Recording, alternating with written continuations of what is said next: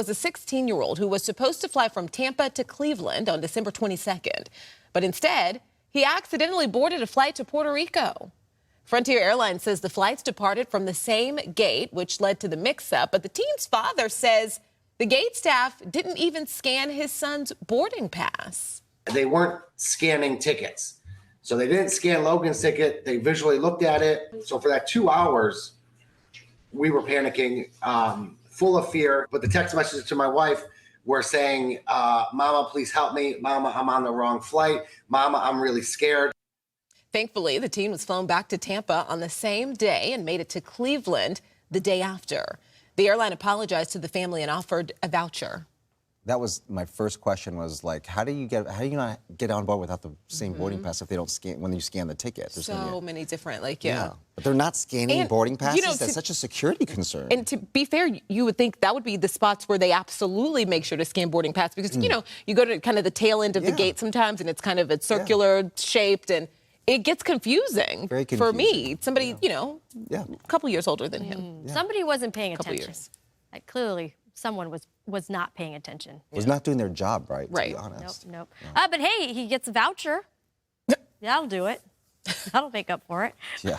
Right. I see what you did there. Hey, good morning. Brooke, Bob, we were talking about this early this morning. This is recorded video from yesterday. As the storm system moved through the area, we got some rain. And also, if you missed it, a rainbow also developed. Look at that beautiful sight. Beautiful when you do the mixture of reflection and refraction, creating those beautiful rainbows. Storm totals, quite impressive, but right on par where we had forecasted. Claremont picked up a little over ½ inch of rain. Coto de Caza, similar.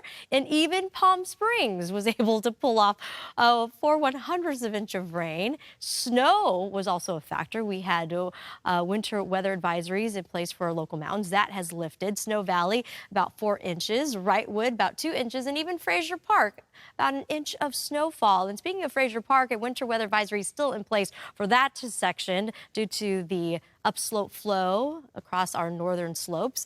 Winter weather advisory, as I mentioned, through about 10 o'clock.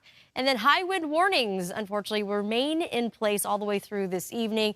It won't lift until Friday at 1 a.m. We're looking at gusts very strong, 60 to 65 miles per hour. You want to watch those roads so closely and carefully, especially if you're driving a big rig or those trailers, as well as motorcyclists. You got to be extra cautious as well. Area of low pressure will eventually, another one will dip into the area, arriving Sunday, bringing kind of similar conditions with a slight chance of showers. But before we see that hiccup, we're looking at a cool day, more sunshine, temperatures in the 60s.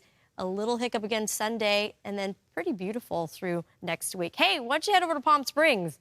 Looks good there. If you're looking for a vacation spot.